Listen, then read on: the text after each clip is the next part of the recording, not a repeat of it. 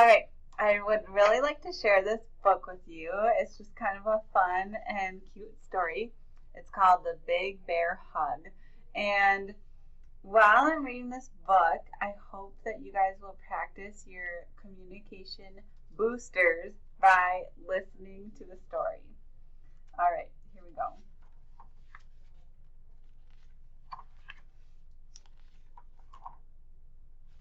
And this is written by Nicholas Oldland. That's kind of a funny last name, Oldland. All right, it's a good book, so I hope you like it. There once was a bear so filled with love and happiness that whenever he roamed the forest and came across another living thing, he would give it a hug. He even has a daisy in his hand. Cute. Everywhere he wandered, the bear shared his love, hug by hug. He even hugged creatures that bears have been known to eat. This bear could meet the roundest little rabbit, and he would just stop, smile, and give it a great big hug. That rabbit looks scared out of its mind, doesn't it? Normally a bear would eat that rabbit, right? But not this bear. No animal was too big for his bear hugs. Look at that moose.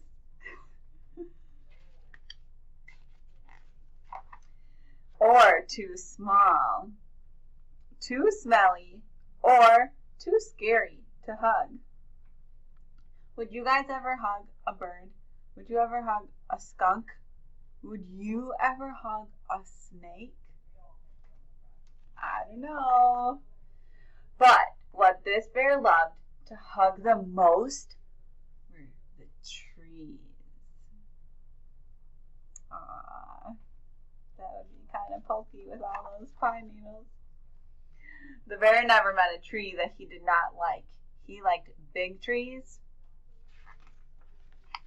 He liked little trees. He's going to break it.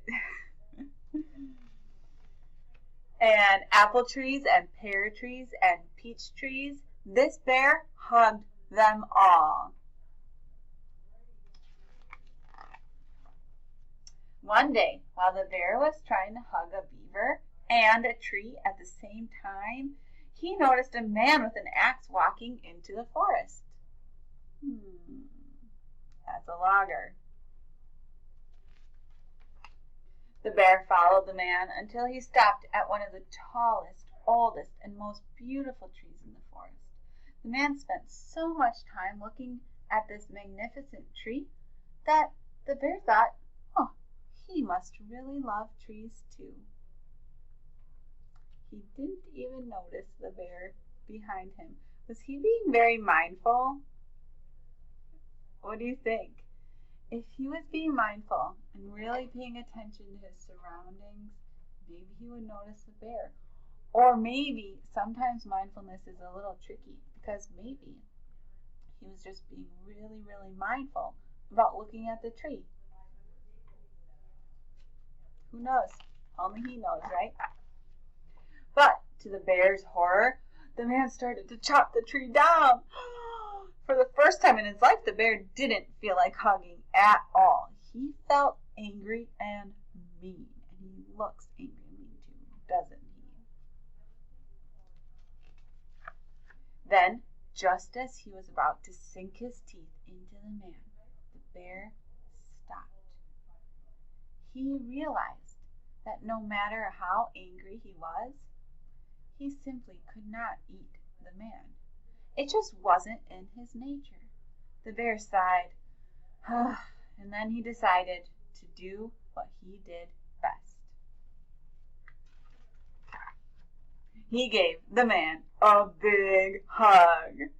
Doesn't that man look scared? The man was not used to getting a big hug from a really big bear.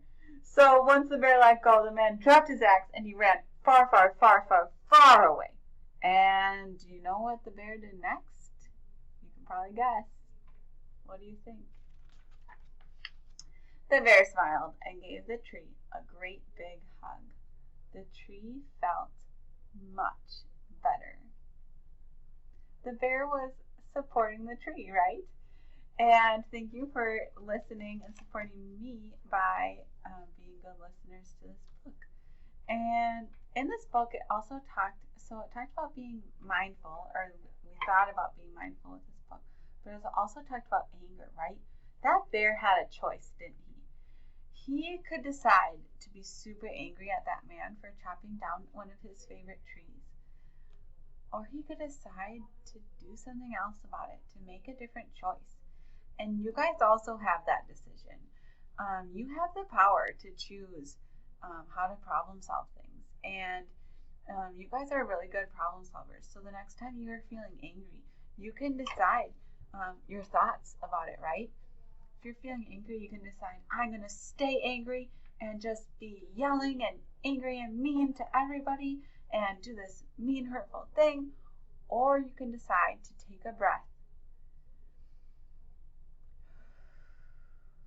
and choose something else, like giving a bear hug, or like walking away and taking a break, or playing a different game for now, right? You have that choice. You are an amazing problem solver. So I just want you to remember that. And this book was a little good reminder of that for us, wasn't it? All right, you guys. I hope you have a wonderful rest of your day. Remember, if you still need some more time in guidance class right now, or have some time, you can do the next video. And it's just another way to practice listening and communicating. And it's kind of sort of like a yoga type of video. So you can do that now if you would like. And I will see you later. I hope you have a great rest of your day. Air 5, everybody. All right. Bye.